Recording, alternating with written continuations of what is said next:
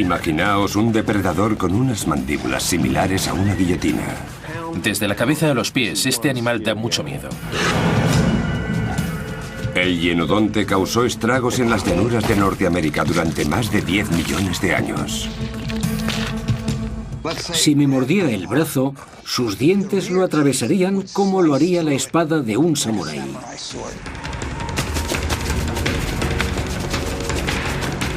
Pero este carnívoro no era el único depredador dominante en la zona. El hienodonte tenía dos enemigos mortales. Estos depredadores se encontraban inmersos en una batalla épica, a la cual solo uno de ellos sobreviviría.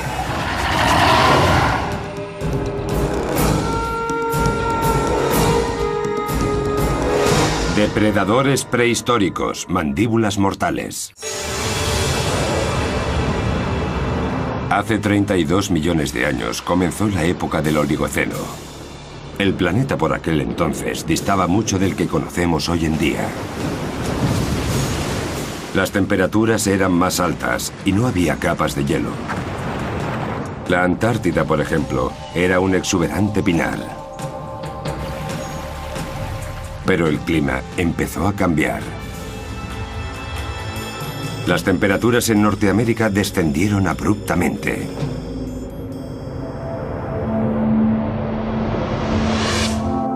Al tratarse de espacios abiertos poblados por presas fáciles, Norteamérica se convirtió en el paraíso de los depredadores. Norteamérica contaba con una fauna muy diversa. Hay quien lo compara con lo que ocurre actualmente en la sabana africana. Este gran grupo de mamíferos sería totalmente irreconocible para nosotros. Existían caballos diminutos de 90 centímetros de altura, conocidos como Mesohippus, también camellos pequeños sin jorobas o rinocerontes sin cuernos. El animal más común se parecía a una oveja y se llamaba oreodonte. Estos son fósiles de oreodonte, uno de los antecesores de las ovejas y las cabras, un animal muy sabroso. En cuestión de segundos, la tranquilidad de la pradera podía convertirse en un auténtico caos.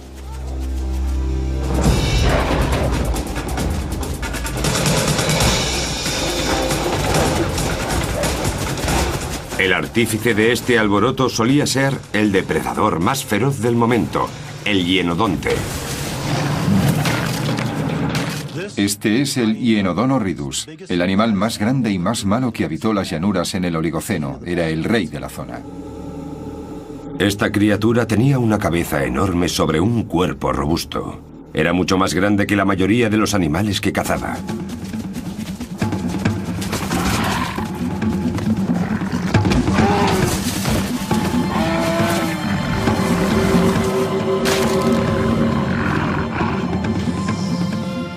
El Oligoceno era una época muy animada. Había más animales dedicados a la caza de los que hay ahora mismo en África. Entre los contrincantes del hienodonte estaban los dientes de sable llamados Dinictis.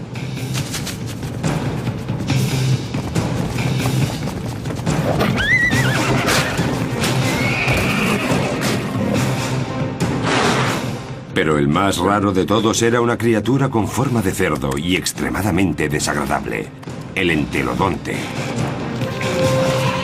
La lucha entre estas dos megabestias duró más de 5 millones de años.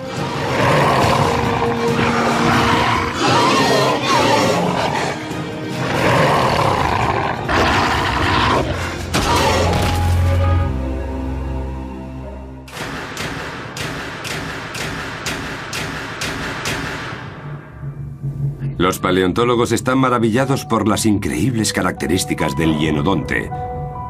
Pero sigue siendo todo un misterio. Se han encontrado muy pocos restos fósiles de este mamífero y su estudio es, por lo tanto, complicado. Solo existe un esqueleto completo en todo el mundo y se encuentra en el Museo de Historia Natural de la ciudad de Nueva York. Solo es posible hacerse una idea de cómo era en realidad el animal si posees un esqueleto entero para estudiarlo en detalle. El doctor Jim Mellett es un experto en hienodontes de renombre mundial. Lleva más de 30 años estudiando esta bestia. Los músculos que sostenían sus mandíbulas estaban muy desarrollados. Cuando mordía algo, sus dientes actuaban como guillotinas. No había presa que se resistiera.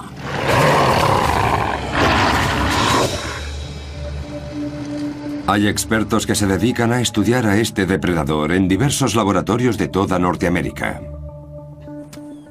Hay muy pocos fósiles, pero aún hay menos superdepredadores. Tampoco es fácil encontrar carnívoros, pues no coincidían muchos en una sola época. Con tan pocas pruebas fósiles, los científicos tendrán que juntarse para resolver el puzzle, literalmente de hueso en hueso.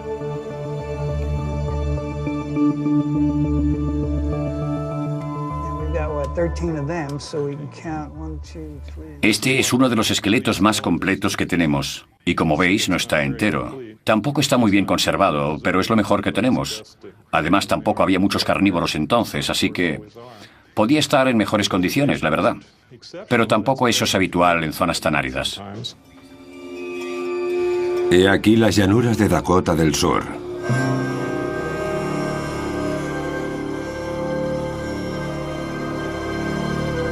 Este suelo volcánico esconde una auténtica mina de fósiles, dada la densa población de animales prehistóricos que habitaron una vez estas tierras. Estos ríos y lagos secos revelan acontecimientos extremos de la naturaleza en los que la muerte debió sorprender a miles de animales en forma de riada e inundación. Una capa de barro posterior conservó sus huesos durante millones de años.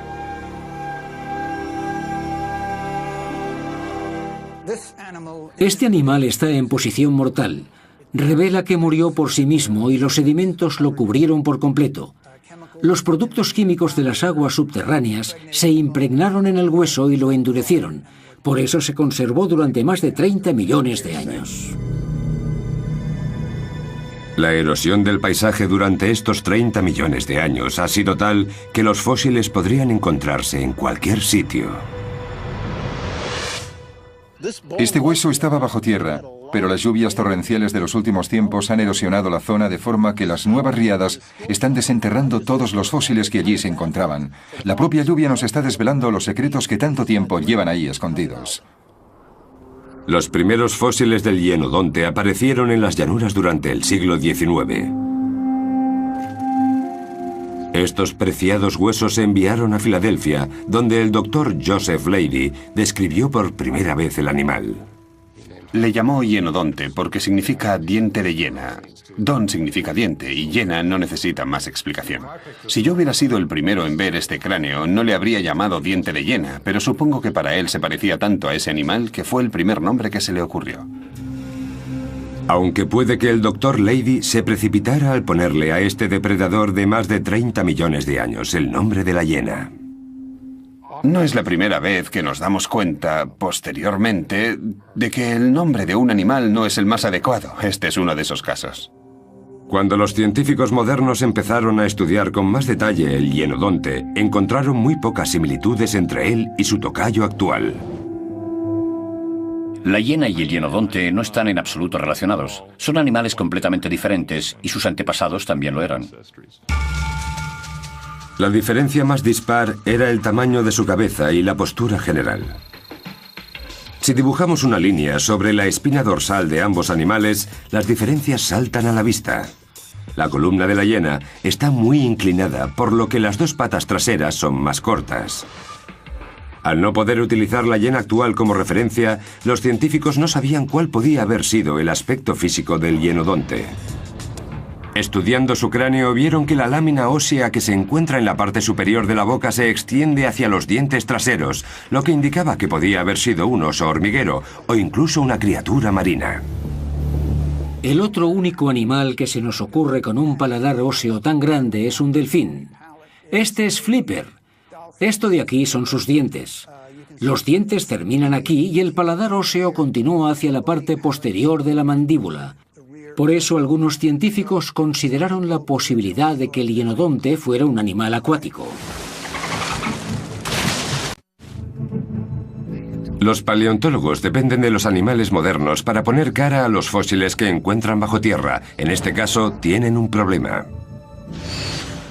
Cuando te encuentras con el fósil de un animal tan extraño y poco habitual como el hienodonte, te resulta difícil imaginarte cómo vivía, qué aspecto tenía, etc.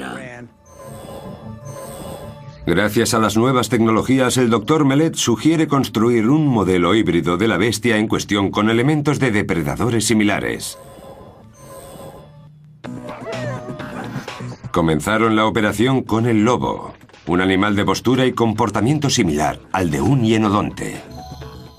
Comparemos ahora la cabeza de este lobo con el cráneo del hienodonte. El lobo tenía unas patas mucho más largas que le permitían correr más rápido. Para el estudio tendrán que acortar las piernas si quieren comparar el tamaño y la postura del hienodonte. Esto es bastante raro. El cráneo parece enorme y es como si el animal estuviera de pie, con la cabeza inclinada hacia afuera. El cuerpo del lobo es demasiado pequeño para la cabeza del hienodonte, por eso el Dr. Mellet eligió para la próxima prueba un depredador prehistórico como modelo, el tigre diente de sable. El tigre diente de sable tenía una complexión mucho mayor. En ocasiones atacaban a presas aún más grandes y se comportaban como verdaderos osos en el sentido de cómo corren hacia su presa. El cuerpo del diente de sable encaja mejor con la cabeza del hienodonte, excepto por los músculos de la espalda. Eso significa que las patas delanteras del felino eran mucho más fuertes que las del hienodonte. ¿Puedes quitarle la joroba? Claro, voy a borrarla un poco.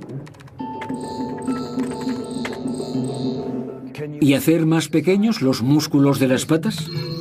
Al reducir los músculos de las patas, el modelo se parece mucho más a un hienodonte, pero queda un último detalle, la longitud de la cola. A ver si puedes alargar la cola por lo menos el doble. Ahora sí tenemos algo muy similar a nuestro bicho. Buen trabajo. El hienodonte se parecía más a un felino grande que a un lobo porque necesitaba un cuerpo robusto que sostuviera su gran cabeza. Sus patas pequeñas y musculadas le permitían acelerar en poco tiempo y cubrir distancias mucho más largas.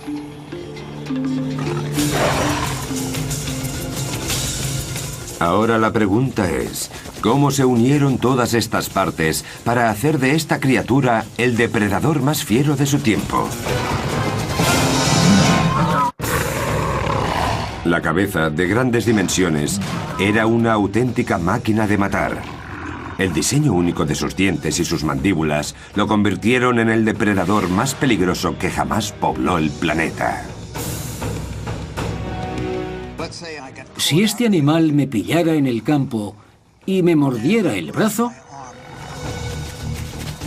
el primer mordisco me rompería todos los huesos del brazo y a medida que cierra la boca, sus dientes lo atravesarían como lo haría la espada de un samurái. Este es un Hyenodon horridus, uno de los grandes, 38 centímetros de auténtico terror. Es uno de los cráneos más grandes que se han visto de este animal. Un cráneo grande y unos dientes enormes del tamaño de los de un oso. Además de 4 caninos mortales, la boca contenía numerosos dientes extremadamente afilados. Para que os hagáis una idea de cómo atacaba a sus presas, os diré que penséis en un pitbull con una guillotina en la boca. Esta bestia tenía 8 dientes muy afilados, 4 a cada lado de la mandíbula. Con un solo lado cortante ya es suficiente para reducir a pedazos cualquier alimento. Cuanto más pequeños sean esos trozos, más fácil será digerirlos, justo lo que quiere nuestro animal. La mandíbula del hienodonte presentaba una ventaja sobre los demás mamíferos de la historia. Sus dientes permanecían perfectamente alineados durante toda su vida. En la mayoría de los depredadores, los dientes se iban desgastando a medida que envejecía el animal hasta que ya no eran capaces de masticar. Cuando ya no lograban ingerir alimentos, se morían literalmente de hambre. El hienodonte resolvió este problema de un modo único entre los mamíferos. Su organismo desarrolló un sistema de rotación de dientes. Como veis en este fósil de un ejemplar de mucha edad, equivalente a un humano de 90 años, por ejemplo, es que el lado afilado está del lado de la raíz del diente. Para mantener el contacto necesario para masticar, los dientes superiores rotaban hacia adentro y los inferiores hacia afuera. Este sistema permitía incluso a los hienodontes de más edad roer sin problemas un animal muerto. Incluso aquellos que ya han perdido el esmalte de sus dientes mantienen capacidad cortante entre las mandíbulas superior e inferior.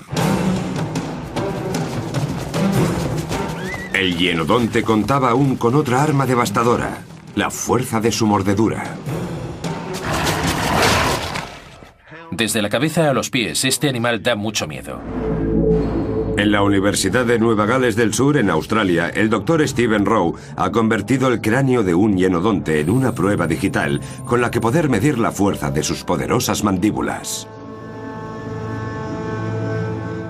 El hienodonte mordía tan fuerte, o casi tan fuerte, como el gran león africano. Cuando el Dr. Rowe llevó a cabo el estudio con el cráneo del hienodonte, descubrió que entre la cabeza y los músculos de las mandíbulas producirían una fuerza total de 270 kilos. Las mandíbulas del hienodonte eran aún más letales en la parte posterior de la boca, pues la fuerza de un mordisco con sus dientes posteriores era 3 veces mayor que la ejercida con sus caninos. La táctica que empleaba el hienodonte para matar no era en absoluto sofisticada. Era un animal que simplemente se plantaba allí y aplicaba una fuerza descomunal con sus dientes al morder a su presa.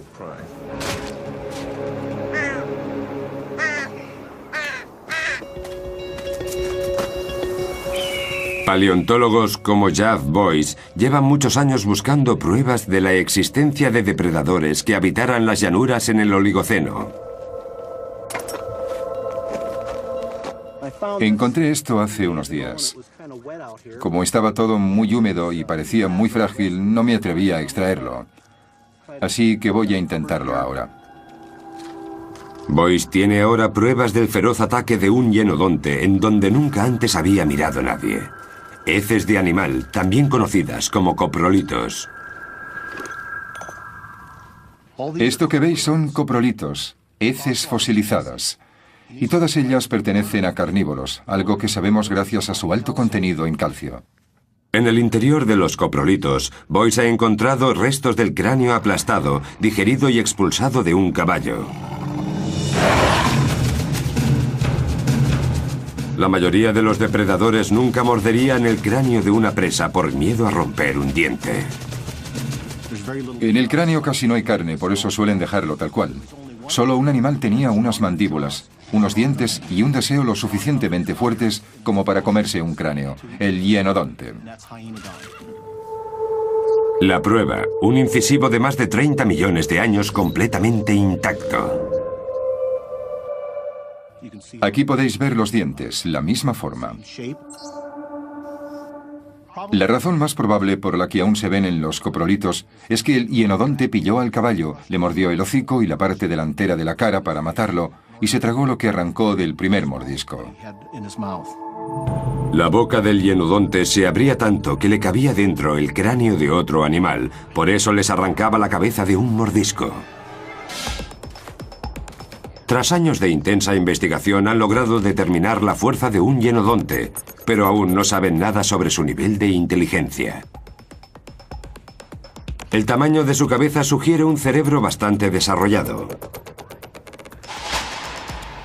Con la ayuda de una tomografía, el doctor Larry Whitmer explorará el interior del cráneo de un hienodonte y obtendrá una visión privilegiada del mismo, como si el animal aún estuviera vivo. Pero tras 30 millones de años, el cráneo se ha fosilizado y convertido en roca, por lo que será más difícil distinguir el tamaño y la forma reales de la cavidad cerebral. El problema es que no sabemos muy bien qué se supone que tenemos que encontrar. Es la primera vez que escaneamos el cráneo de un hienodonte y no tenemos ni idea de qué buscamos. El doctor Whitmer ha descubierto que la mayor parte del cráneo de Hienodonte estaba cubierto de músculos que iban a las mandíbulas, por lo que no quedaba mucho espacio libre para un cerebro, pero también se ha dado cuenta de que esos músculos presentaban un diseño especial para optimizar su uso. En el momento en que el animal ataca a su presa, muerde y mastica, es muy importante que los músculos de las mandíbulas, muy desarrollados, no obstruyan las vías respiratorias.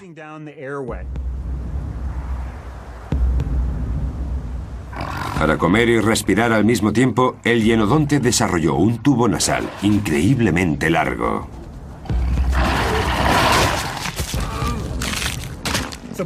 Gracias a ese tubo óseo tan largo, que iba casi hasta la parte posterior de la cabeza, el animal puede dedicarse a presas más grandes, llenar más la boca y seguir respirando sin problemas. Una adaptación verdaderamente asombrosa.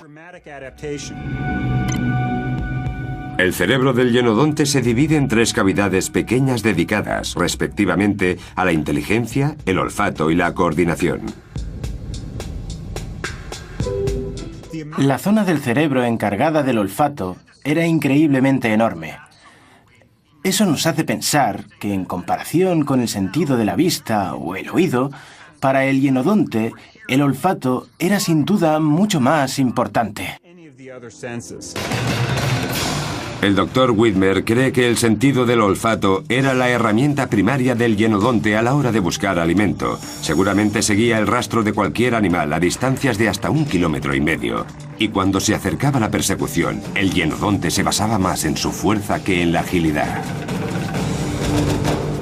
Lo más probable es que no realizara ninguno de esos movimientos rápidos, elegantes y delicados que ejecutan otros depredadores. Da más la sensación de que fuera como un camión que se acercara a la presa y luego la acribillara. En el centro del cerebro se encuentra el neocórtex. En el caso del hienodonte muy pequeño, lo que indica que no se trataba de un animal especialmente inteligente. Sin embargo, no estaba en desventaja. Hay que tener en cuenta que hace 30 millones de años ningún animal tenía la inteligencia de los depredadores o las presas de hoy en día. El hienodonte se relacionaba toscamente con su entorno. Su vista y su oído no le facilitaban las cosas y era de todo menos sofisticado. Seguramente a los demás animales les resultará relativamente fácil burlar su atención. El hienodonte se guiaba más por su instinto que por su deducción. La limitada inteligencia del hienodonte también sugiere que seguramente no cazase en grupo. Su cerebro no le había advertido aún de que con un ataque colectivo, como el que realizan los lobos, por ejemplo, que trabajan en grupo y mordisquean a su presa, obtendrían resultados mucho más positivos.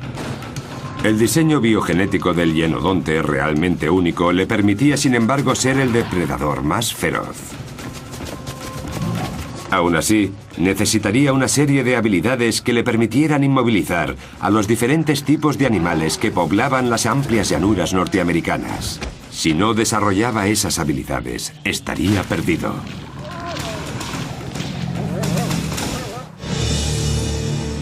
Hace 30 millones de años, las praderas de Norteamérica eran como un supermercado bien surtido para carnívoros como el hienodonte.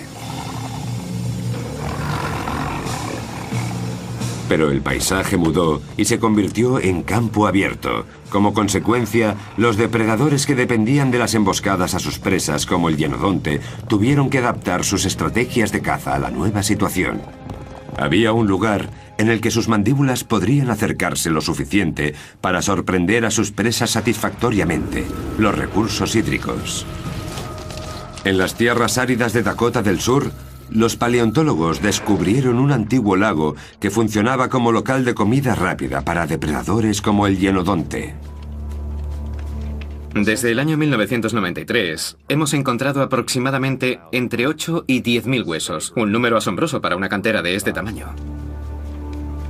Esta colección de huesos constituye una prueba firme del gran número de animales que fallecían y se convertían en alimento de otros aquí mismo. Obviamente se puede comparar lo que ocurrió aquí por aquel entonces con lo que ocurre en la actualidad en África. Todos han de beber y los depredadores lo saben, por eso vienen y esperan a que se presente la oportunidad perfecta para matar. Los lagos y otros charcos eran el lugar favorito para los hienodontes, sobre todo si la vegetación de alrededor les permitía guardar sin ser vistos a que un caballo, por ejemplo, se acercara a beber. Pero los caballos que se comía el hienodonte no eran como los que nosotros conocemos. El caballo que veis se conoce como Miohippus. Fue uno de los caballos primitivos de Norteamérica. Los primeros de todo eran aún más pequeños que estos, casi la mitad. Pero en la época de las grandes llanuras secas y áridas, este era el caballo habitual. El Mesohippus medía un tercio de lo que mide un caballo actual, pero corría igual de rápido. Un animal como este caballo Mesohippus o Miohippus no podía defenderse ante un depredador. Su única escapatoria era ser más rápido corriendo y saltar más alto durante la huida. Uno de los grandes retos a los que se enfrentaba el hienodonte era una carrera contra estos caballos. Darles alcance para poder inmovilizarlos le resultaba muy difícil. Hay especialistas que creen que las patas cortas del hienodonte y su enorme cuerpo impedían por completo que lograra atrapar a un Mesohippus, a no ser que le preparara una buena emboscada. El doctor Jim Mellett no está de acuerdo con esta teoría y ha preparado una demostración en la que calculará la velocidad de un pitbull también con patas cortas. De hecho, es uno de los animales modernos que más se parece en complexión al hienodonte. La única forma que tenemos de recoger información relevante es basarnos en los animales que conocemos e inferir qué podían haber hecho en relación a eso los fósiles con los que trabajamos. Y la física no miente. Si las dimensiones de las extremidades son las mismas y la masa muscular también, se moverán más o menos a la misma frecuencia cuando los comparas. La clave se encuentra en la rodilla, de la rodilla al pie. Esa es la sección de la pata que controla la velocidad. En teoría, los perros con las patas más cortas correrán menos, pero estoy convencido de que la musculatura de este animal le permite, sin embargo, alcanzar velocidades nada desdeñables. Esto ya está listo. El doctor Mellett utiliza un radar para medir la velocidad del can. Muy bien, todo listo. Vamos allá. ¡Vamos, Pepper! ¡Vamos, venga, venga, venga! ¡Vamos, vamos, vamos, vamos, vamos! ¡Vamos, vamos, vamos, vamos! ¡Buen chico! 58. 58 kilómetros por hora, es decir, 10 kilómetros por hora más rápido que un caballo. No me lo creía cuando vi que alcanzaba los 58 kilómetros por hora. Su baza es la capacidad de aceleración. La distancia era corta, pero acelera muy rápido. Es la prueba de que un animal con patas cortas también puede ser un gran velocista. El cráneo del hienodonte era 2 veces más grande que el de este animal, pero en mi opinión corría a una velocidad semejante, 57, 58 kilómetros por hora, suficiente para alcanzar una presa.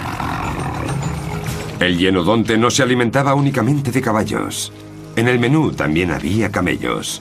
Estos parientes pequeños de los habitantes actuales de África formaban parte esencial de la dieta del hienodonte.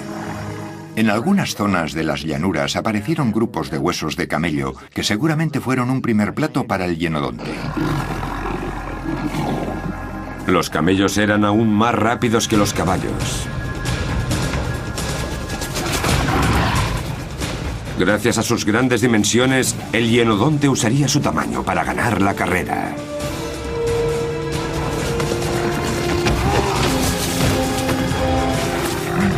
No creo que le resultara difícil al hienodonte ponérsele en paralelo y lanzarse a por él. Una vez en el suelo, estaba hecho. Con tanta oferta en el entorno, el hienodonte debía de contar con diversas estrategias de ataque. La estrategia para cazar un caballo ha de ser distinta de la utilizada para cazar un oreodonte o para derribar a un rinoceronte. El rinoceronte que no tenía cuerno era la criatura más grande con la que se metía el hienodonte y también su mayor reto. En general, la mayoría de los rinocerontes de Norteamérica estaban entre los animales más grandes del terreno y es muy poco probable que los depredadores tuviesen alguna oportunidad contra ellos. El rinoceronte suponía un reto para el hienodonte, pero el tamaño de este último no era en este caso una garantía de éxito. Tendría que ponerse a su altura antes de dar comienzo a la persecución. El hienodonte intentaría acercársele lo suficiente para morderle una pata trasera con sus mandíbulas mortales e impedir que siguiera escapando. Pero tenían que tener cuidado de no recibir una buena coz. Si le alcanzara en un costado, donde la piel es mucho más fina, podría sangrar y debilitarse. En cuanto el hienodonte hincaba el diente, todo cambiaba. Él se convertía en el blanco de otros. El entelodonte estaría al acecho, a la espera de una comida gratis. Un animal de 270 kilos, con dientes enormes, al que los expertos llamaron el cerdo del infierno. Si fuerais un animal que vive en el campo y os encontrarais con una de estas dos bestias, seguro que escapabais en otra dirección. El hienodonte tenía lo que el entelodonte quería, y ninguno de los dos estaba dispuesto a compartir. Matar era muy fácil para el hienodonte. Gracias a sus excepcionales habilidades, este depredador de dientes afilados podía capturar al animal que quisiera. Quedarse con su presa ya era otra cosa. El hienodonte no iba a ceder ante el agresor sin antes luchar por su captura. Él tuvo que esforzarse mucho para cazarlo. Él se la quiere comer. El Archaeopteryx era un cerdo primitivo carroñero y existen pruebas fósiles de que vivió en Dakota del Sur y de que sentía predilección por la carne de rinoceronte. Por eso el hienodonte corría peligro cuando mataba a uno. El entelodonte tenía la habilidad de oler el cadáver del rinoceronte gracias a un sentido del olfato excepcionalmente desarrollado. Imaginaos que el hienodonte ha cazado algo para comer y el Archaeopteryx lo huele y se acerca a robar la presa muerta. Obviamente, el hienodonte luchará para proteger su comida. El gorrino suponía una amenaza real porque solo su cráneo pesaba 22 kilos. Era una lucha cuerpo a cuerpo. El entelodonte tenía ventaja. Con su 1,20 m de altura y un peso total de 270 kilos, superaba sin problemas los 90 centímetros y casi 70 kilos del hienodonte. Este último era más rápido, sí, y tenía unos dientes más afilados, pero las mandíbulas del cerdo se abrían lo suficiente como para aplastarle la cabeza.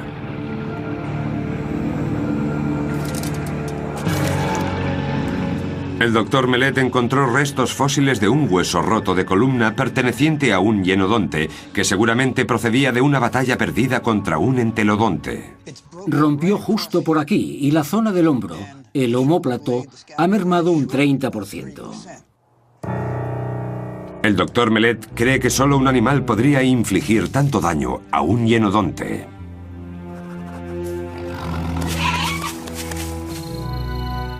La espalda de un hienodonte y el cráneo de un entelodonte están más o menos a la misma altura. Estas pruebas nos dan una idea de cómo podía haberse desarrollado una batalla campal entre dos de los depredadores más feroces de la historia. El hienodonte tenía que ser muy rápido para mantenerse lejos de las mandíbulas de un Archaeopteryx. Si este último lo enganchaba con sus fauces, estaba perdido. Puede que el hienodonte fuera más rápido a la hora de atacar, pero el tamaño del entelodonte marcaba sin duda la diferencia. Todo lo que tenía que hacer el entelodonte era mover su enorme cabeza y golpear al contrincante en un costado con esos 20 kilos. ¡Hala! Un omóplato roto.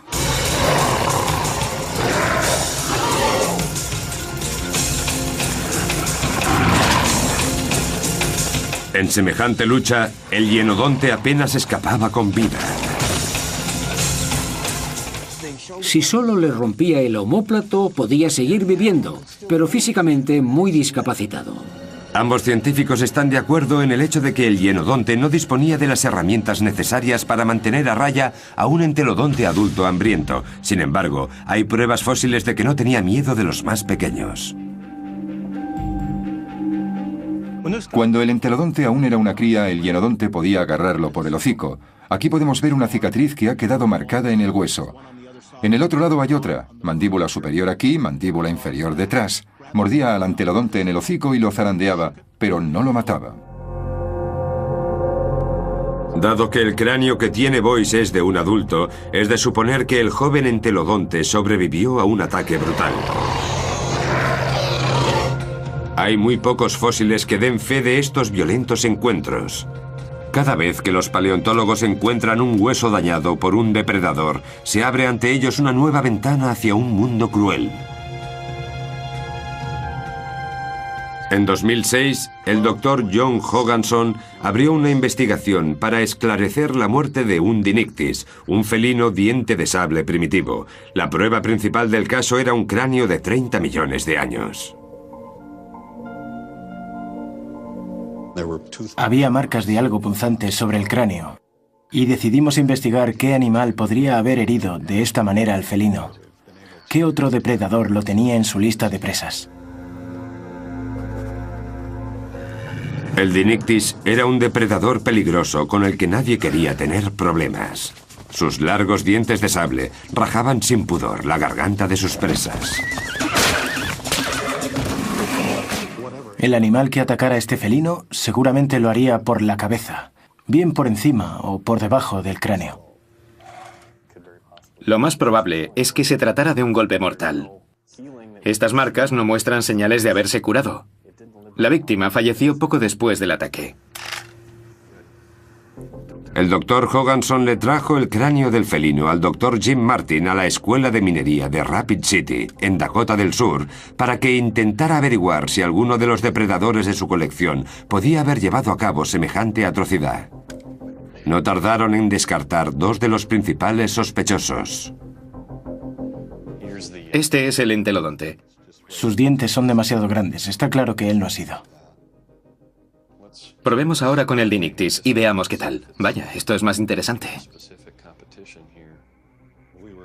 Barajamos la posibilidad de que hubiera sido otro felino similar, otro Dinictis.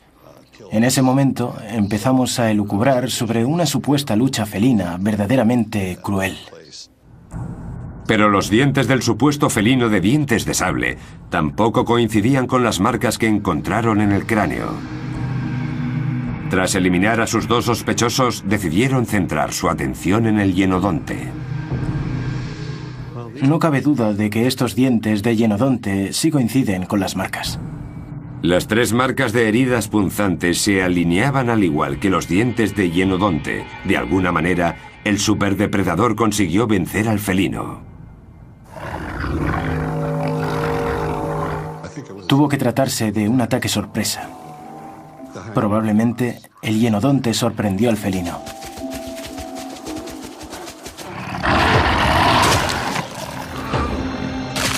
No creo que hubiera una persecución previa porque, de haber sido así, el felino hubiera sido mucho más veloz que el hienodonte. Lo más seguro es que el hienodonte se acercara y lo mordiera en la cabeza, penetrando en el cráneo y en las cuencas de los ojos. Un golpe mortal. Posteriormente se habría movido y habría vuelto a morder al animal. Las pruebas fósiles muestran que el hienodonte fue uno de los depredadores más feroces durante más de 20 millones de años. Pero cuando comenzó la época del Mioceno, hace unos 22 millones de años, llegó un nuevo contrincante, el oso perro. Este híbrido feroz, del tamaño de un león, compitió contra el hienodonte por el puesto de superdepredador de Norteamérica.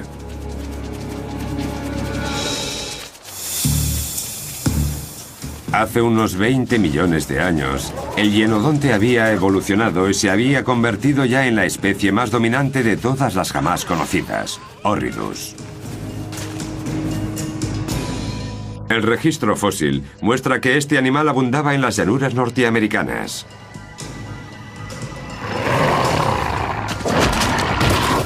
Pero la vida en el Mioceno se hizo cada vez más difícil para el monstruo de la guillotina en la boca.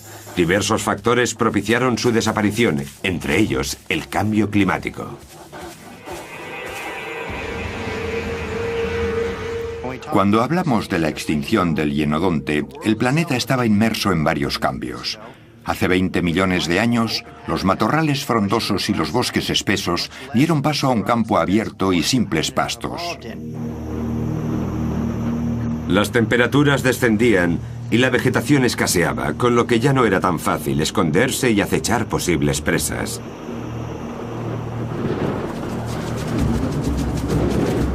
No solo era más difícil preparar emboscadas, sino que tras varios millones de años de evolución, las presas se habían vuelto más grandes y veloces.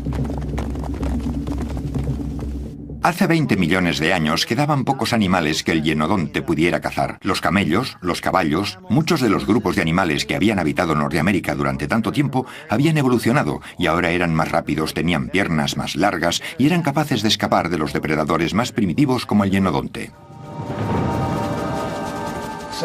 Así que estos animales más evolucionados eran más veloces que el hienodonte y gastaban menos energía.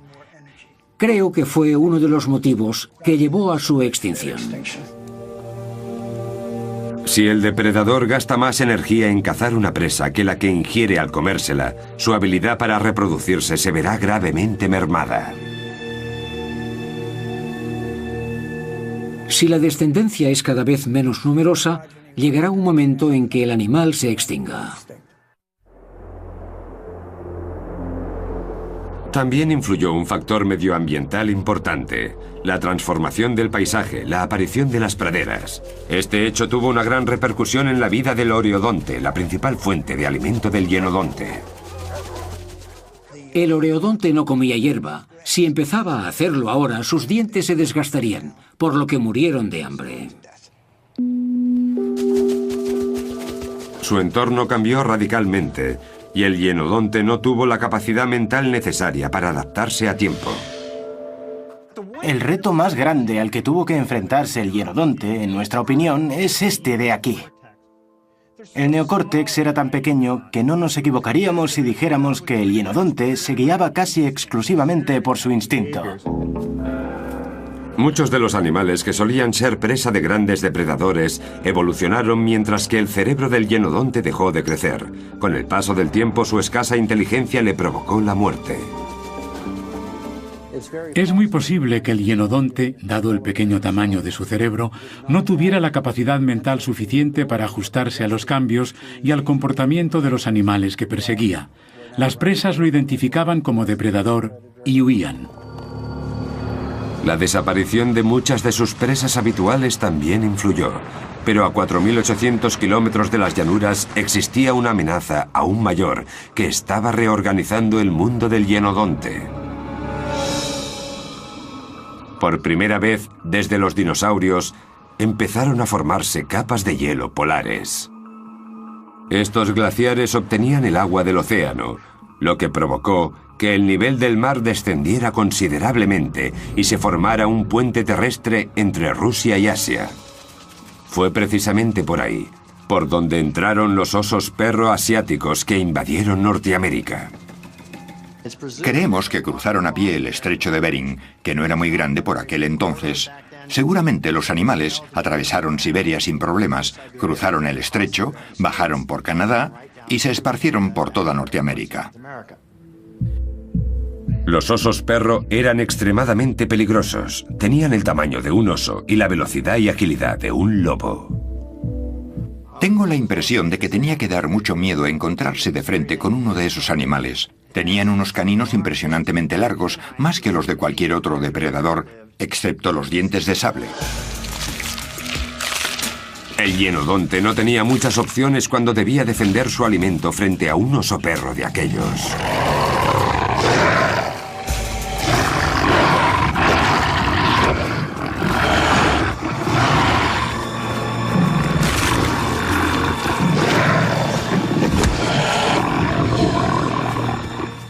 Si nos fijamos en un hienodonte adulto como este, vemos que su tamaño no tiene nada que ver con el de un oso perro. El gran perro oso sí era capaz de vencer a un hienodonte en un combate cara a cara. A la hora de cazar, el oso perro establecía inmediatamente su supremacía. Era un animal mucho más sofisticado que el hienodonte. Además, el hecho de que fuera mucho más grande y veloz ayuda a creer que en campo abierto el oso perro alcanzaría sin problemas al hienodonte. Este animal podía matar cualquier ser viviente de aquella época. Los osos perro mataban a muchísimas presas, pero también le quitaban la comida de la boca al hienodonte. Lo mejor que podía esperar el hienodonte era aprovecharse de las sobras que dejaran los osos perro cuando acabaran de comer. Como no era suficiente, acabó por extinguirse. Hay un principio llamado de exclusión competitiva, que dice que dos especies no pueden ocupar el mismo nicho ecológico al mismo tiempo. Sería como tener dos McDonald's, uno justo al lado del otro, en la misma calle. Se centran en el mismo consumidor, así que o bien terminan fusionándose o uno de ellos tendrá que dejar el negocio. A medida que aumentaba la población de osos perro, se acercaba el final del hienodonte. El hienodonte se extinguió justo en el momento en que llegaron los osos perro. Por eso creemos que es muy probable que su llegada fuera la causa última de la extinción total del hienodonte. Es decir, el hienodonte se volvió obsoleto. Dejó de ser útil y se vio reemplazado por carnívoros más grandes, rápidos y listos como los lobos y los felinos.